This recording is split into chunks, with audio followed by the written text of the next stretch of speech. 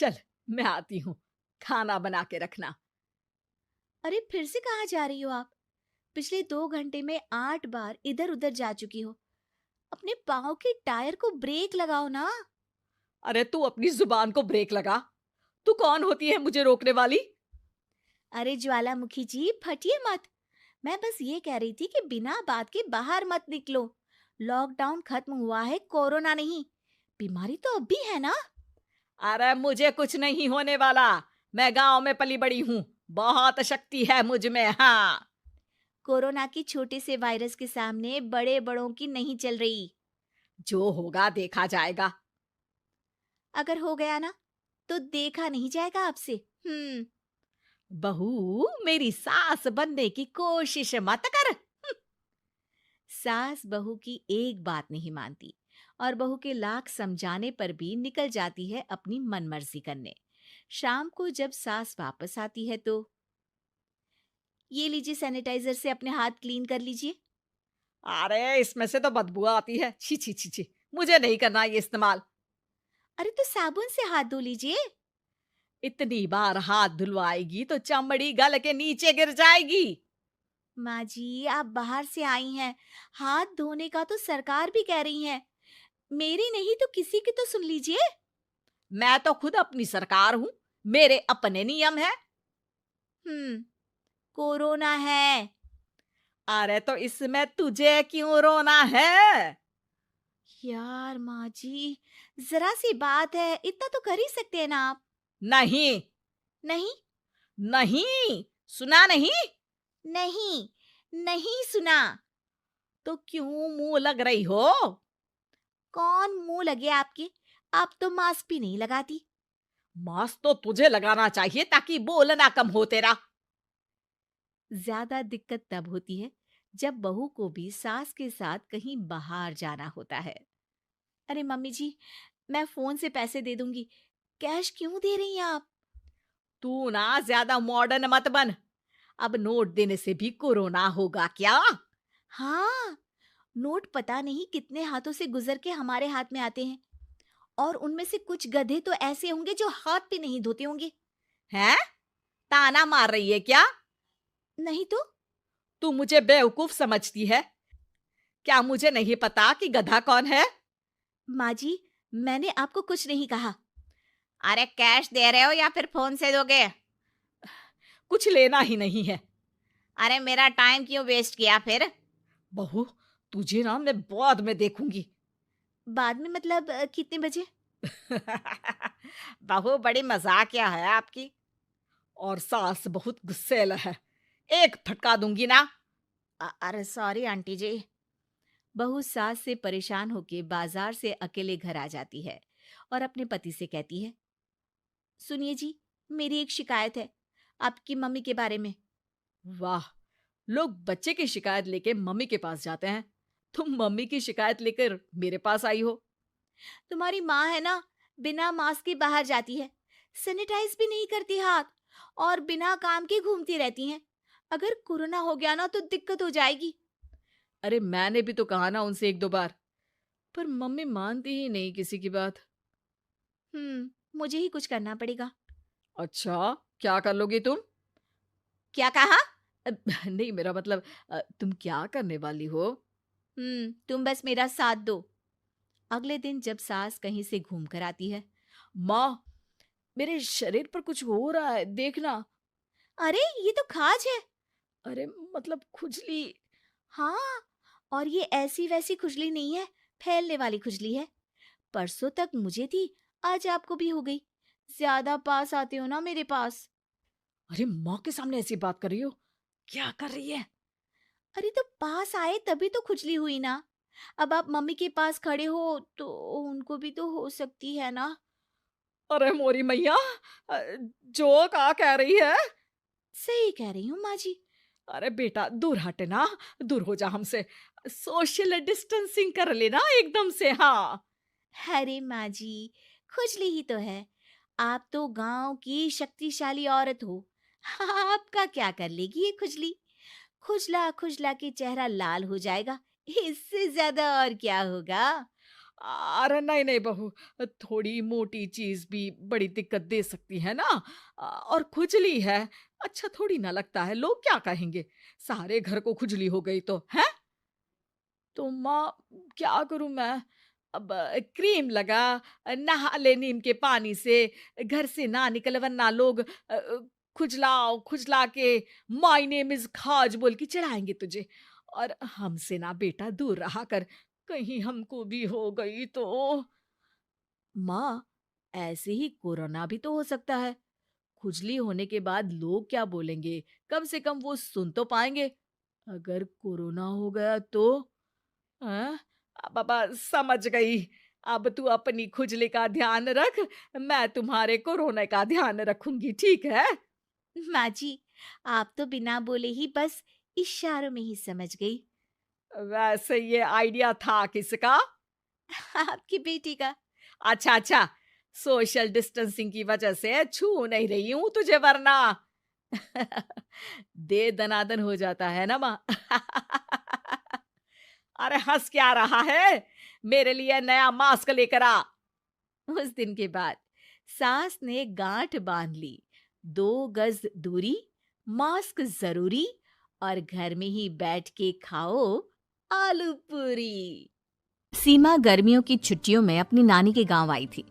सीमा नानी के घर पहुंचने के बाद अपनी नानी के पैर छूती है और उनसे आशीर्वाद लेती है। तभी उसकी नानी उससे कहती है, इतनी बड़ी हो गई मेरी सीमा, चल जल्दी से हाथ मुंह धो ले, मैं तेरे लिए खाना लगा देती हूँ। भूख लगी होगी ना। हाँ नानी, भूख तो लग रही है मुझे, आपके हाथ के बने हुए पीले दाल और चावल खाने की। कितना टाइम हो गया है मुझे आपके हाथ का बना हुआ दाल चावल खाए हुए।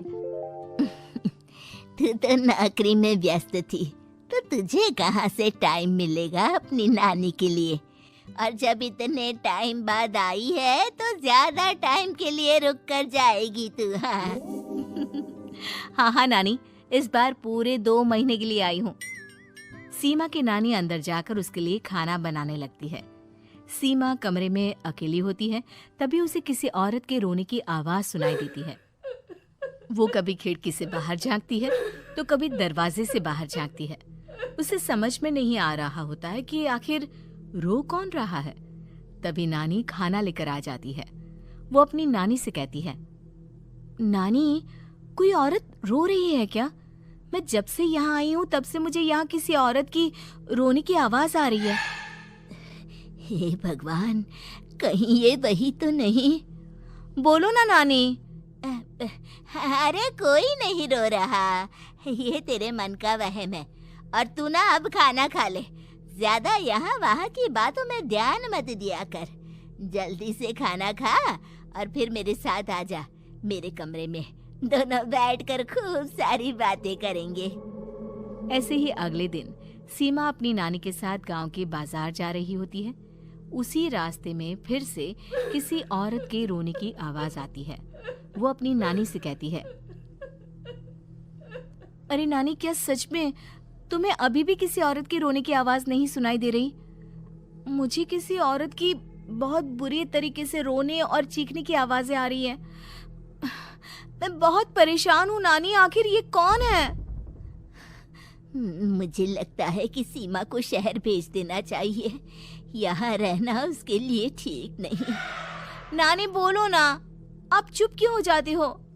सीमा, तू घर चल, मुझे तुझसे बहुत जरूरी बात करनी है। नानी सीमा को घर ले आती है और सीमा से कहती है, सीमा, कल सुबह तू शहर वापस चली जाएगी। अरे अचानक? आखिर क्या बात है नानी, आप मुझे ऐसे जाने को क्यों कह रही हो? मैं बस जो कह रही हूँ उस पर ध्यान दे। तू कल सुबह यहाँ से चली जाएगी, और ये बात मैं कोई मजाक में नहीं बोल रही। तू कल जाएगी तो मतलब जाएगी। अरे नानी, चली जाऊंगी मैं, ठीक है, पर आखिर बात क्या है ये तो बता दो। मम्मी से कोई बात हुई है या फिर मुझसे कोई गलती हुई है जो तुम मुझे अचानक से जाने के लिए बोल रही हो? देख सीमा, रात बहुत हो चुकी है और मुझे इस बारे में कोई बात नहीं करनी। चल, अब चल के मेरे साथ सो जा। सुबह की बस पकड़कर तुझे शहर भी तो जाना है। सीमा को अपनी नानी का ऐसा व्यवहार देखकर बहुत ही अजीब लगता है। उसे कुछ समझ में नहीं आ रहा होता है कि आखिर उसकी नानी उसे अचानक से गांव छोड़कर जाने के लिए क्यों कह रही है। ये सारी बातें सोचते सोचते सीमा की आंख लग जाती है और वो अपनी नानी के साथ सो जाती है। ऐसी ही आधी रात को सीमा को फिर से किसी औरत की रोने की आवाज सुनाई देती है। वो उस औरत की आवाज सुनकर बार बार करवटें बदल रही होती है और तभी उसे सपने में भी एक अजीब सी औरत की परछाई दिखाई देती है जो इतना चीख चीख कर रो रही होती है कि सीमा डरकर उठ जाती है। वो पूरे पसीने पसीने हो रही होती है। वो अपने आसपास देखती है तो घर में बिल्कुल शांति का माहौल होता है। सीमा घबरा जाती है। वो अपनी नानी को जगाने की कोशिश करती है मगर उसकी नानी नहीं जगती। सीमा को फिर से उस औरत की रोने की आवाज सुनाई देती है। आखिरकार सीमा, बचाओ, कोई मुझे बचाओ। मेरी बच्ची, हम आ गए, हम तुझे बचा लेंगे। नानी, मुझे यहाँ बहुत डर लग रहा है। यहाँ इंसान की कटी हुई मुंडिया, हाथ, पैर और कंकाल है और खून भी है। नानी, मुझे डर लग रहा है। आप सब मेरी मदद कीजिए, नहीं तो ये खूनी कुआं मेरी बच्ची को भी खा जाएगा। अरे मुझे तो ये समझ में नहीं आ रहा कि आखिर इस खूनी कुएं को खोला किसने। सालों पहले इसको इतनी मुश्किलों के बाद तांत्रिक बाबा ने बंद किया था। अरे पूरा गांव खूनी कुएं के बारे में अच्छे से जानता है, तो कोई भी जानबूझकर तो ऐसा करेगा नहीं। मतलब किसी ने अनजाने में इसे खोल दिया है भैया।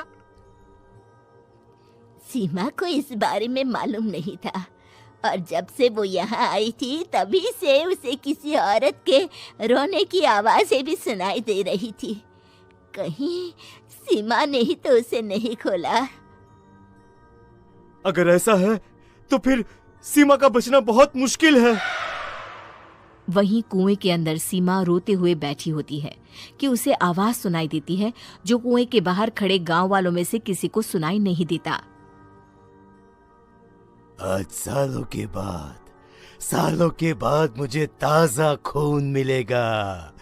तेरा खून पीकर आज मैं अपनी प्यास बुझाऊंगा।